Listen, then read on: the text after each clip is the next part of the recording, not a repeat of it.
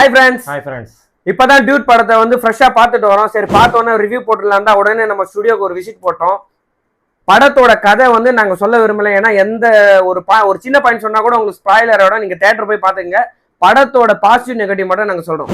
இதில் கேஸ்டிங் வந்து பார்த்தீங்கன்னா பிரதீப் ரங்கநாதன் நடிச்சிருக்காரு ஹீரோவா. மமிதா பைஜு இருக்காங்க, சரத்குமார் இருக்காங்க. டேரக்டர் வந்து கீர்த்திஸ்வரன். மியூசிக் டைரக்டர் வந்து சாய் அபியங்கர் செம்மையா பண்ணியிருக்காரு. மியூசிக் மெயினா சொல்லணும்னா மியூசிக் அந்த அளவுக்கு படத்தோட ஒரு பிளஸ், பெரிய பிளஸ்ன்னு பாத்தீங்கன்னா மியூசிக் தான். ஏன்னா அந்தந்த சீனுக்கு கரெக்டா அந்த மியூசிக்கை கரெக்டா உட்கார சூப்பரா மியூசிக், சூப்பர் பயங்கரமா இருக்கு. பிஜிஎம் எல்லாம் பயங்கரமா இருக்குது.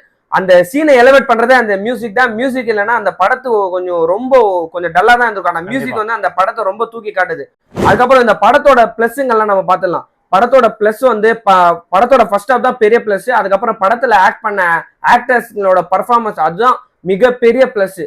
படத்தோட நெகட்டிவ்னு எதுன்னு பாத்தீங்கன்னா செகண்ட் ஹாஃப் ஏன் நெகட்டிவ்னு சொல்றேன்னா, செகண்ட் ஹாஃபும் நல்லா இருக்கு. ஆனா ஓவர் டோஸா கொஞ்சம் எமோஷனல் போன மாதிரியும், பிரதீப் ரங்கநாதன் அவருக்குன்னு ஒரு சிக்னேச்சர் இருக்குங்களா, அது விட்டு கொஞ்சம் ரொம்ப ஓவர் டோஸா போன மாதிரி. மற்றபடி படம் நல்லா இருக்கு, கண்டிப்பா பாருங்க.